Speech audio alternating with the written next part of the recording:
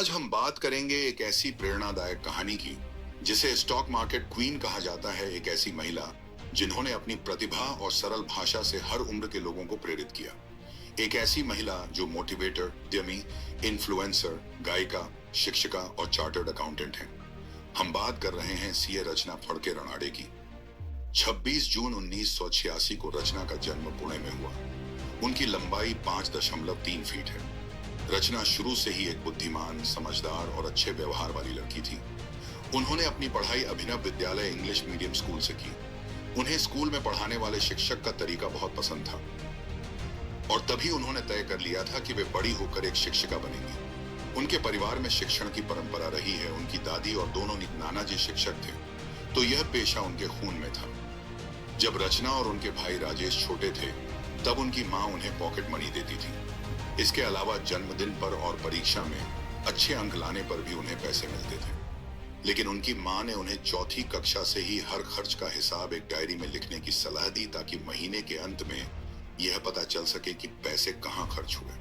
अगर रचना या उनके भाई पैसे बचा लेते तो उन्हें 10 रुपए का इनाम मिलता। यह आदत रचना ने चौथी कक्षा से डाल ली थी, जिसने उन्हें भविष्य में बहुत मदद की।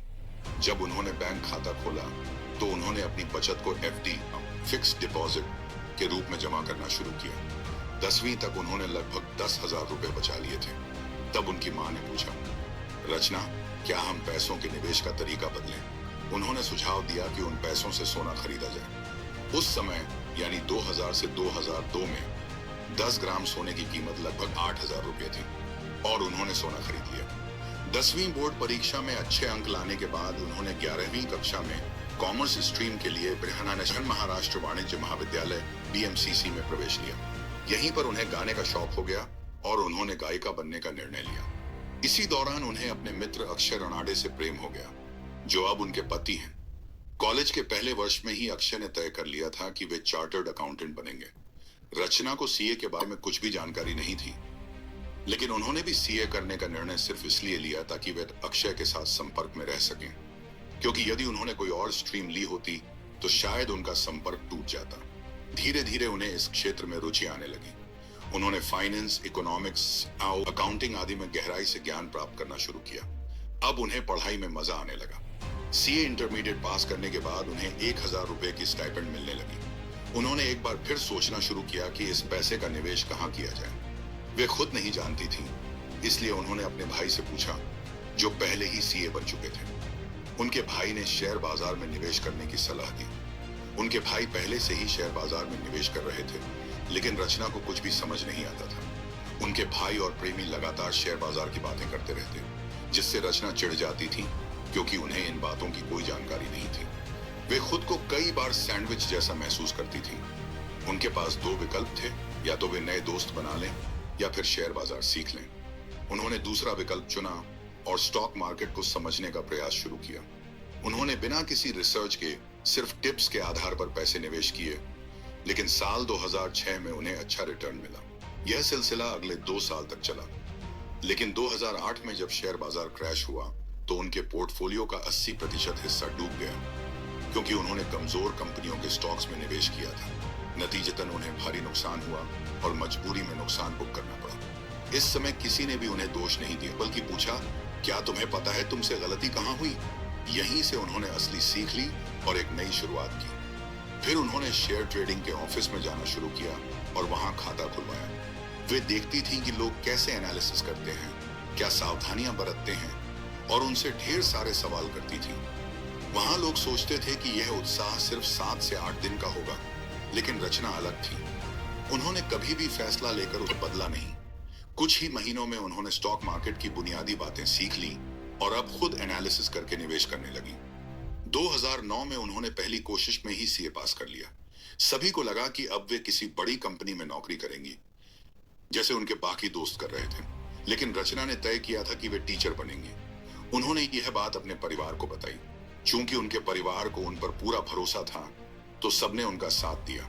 उनके दादाजी ने उन्हें एक शानदार सलाह दी, अगर तुम मोची भी बनना चाहो तो कोई शिकायत नहीं है, लेकिन उस स्तर पर पहुंचो कि लोग पुणे से चलकर तुम्हारे बनाए जूते पहनना चाहें। जो भी करो, पूरी मेहनत और समर्पण से करो। इसके बाद उन्होंने पुणे के एक्सपर्ट प्रोफेशनल अकादमी में प्रोफेसर के रूप में काम शुरू किया, जहां उन्हें 22,000 रुपए का वेतन मिलता था, जबकि उनके बाकी सीए मित्र इससे कहीं अधिक कमाते थे।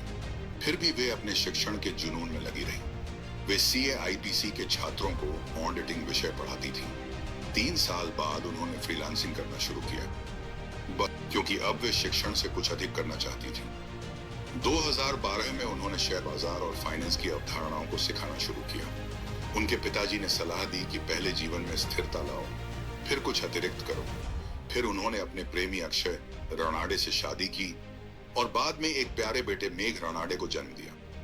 2015 में उन्होंने सीए रचना रानाडे नाम से यूट्यूब चैनल शुरू किया। शुरू में उन्होंने कुछ वीडियो अपलोड किए, लेकिन उन्हें ज्यादा रिस्पॉन्स नहीं मिला। फिर 2019 में उन्होंने ऑफलाइन स्टॉक मार्केट कोर्सेज लेना शुरू किया। 10 वर्षों के अनुभव के आधार पर उन्होंने 65 से 70 टॉपिक्स वाला एक संपूर्ण कोर्स बनाया और पहली बैच को खुद पढ़ाया। उसी बैच के एक छात्र ने सुझाव दिया कि क्लासरूम में रिकॉर्ड किया गया वीडियो यूट्यूब पर अपलोड किया जाए। उन्होंने बिना कट का 1-2 घंटे का वीडियो अपलोड किया। 3 महीनों के अंदर उस वीडियो को 25,000 व्यूज मिले और अब उस वीडियो पर 2 करोड़ से ज्यादा व्यूज हैं। तब उन्हें YouTube की शक्ति का एहसास हुआ। उन्होंने स्टॉक मार्केट और फाइनेंशियल लिटरेसी पर सरल भाषा में कई वीडियो अपलोड किए। कोविड के समय में जब सभी लोग पैसे कमाने के नए तरीकों की तलाश कर रहे थे, उनके चैनल पर पहले से ही उपयोगी जानकारी उपलब्ध थी। इस दौरान उनका चैनल तेजी से बढ़ा और आज उनके YouTube चैनल पर 45 लाख से अधिक सब्सक्राइबर्स हैं। आज उनकी मासिक आमदनी 1 करोड़ रुपए से अधिक है और रिपोर्ट्स के अनुसार उनके पास होंडा एमएज कार है। उनकी यात्रा हमें सिखाती है कि जीवन में कभी भी ठहरना नहीं चाहिए, लगातार खुद को बेहतर बनाते रहना चाहिए। यूट्यूबर, उद्यमी, इन्फ्लुएंसर, गायिका, शिक्षिका और सीए रचना रानाडे इन सभी भूमिकाओं को बड़ी सहजता और विनम्रता से निभाती हैं। उन्होंने जटिल वित्तीय अवधारणाओं को सरल भाषा में समझाकर लाखों लोगों का दिल जीत लिया है। अपने YouTube चैनल के माध्यम से रचना लोगों को वित्तीय स्वतंत्रता और सफलता पाने के लिए जरूरी ज्ञान और उपकरण प्रदान करती हैं। 45 लाख से अधिक सब्सक्राइबर्स के साथ उनका प्रभाव सीमाओं से परे पहुंच चुका है और वे सभी उम्र और पृष्ठभूमि के लोगों को अपने सपनों का पीछा करने के लिए प्रेरित कर रही हैं। आज सीए रचना फड़के रानाडे एक आशा और प्रेरणा का प्रतीक बन चुकी हैं, जो यह सिखाती हैं कि समर्पण, मेहनत और सीखने की प्यास के साथ कुछ भी असंभव नहीं है। उनकी यात्रा हमें सिखाती है कि औसत से संतुष्ट न हो, बल्कि जीवन की चुनौतियों को विकास और परिवर्तन के अवसर के रूप में स्वीकार करें।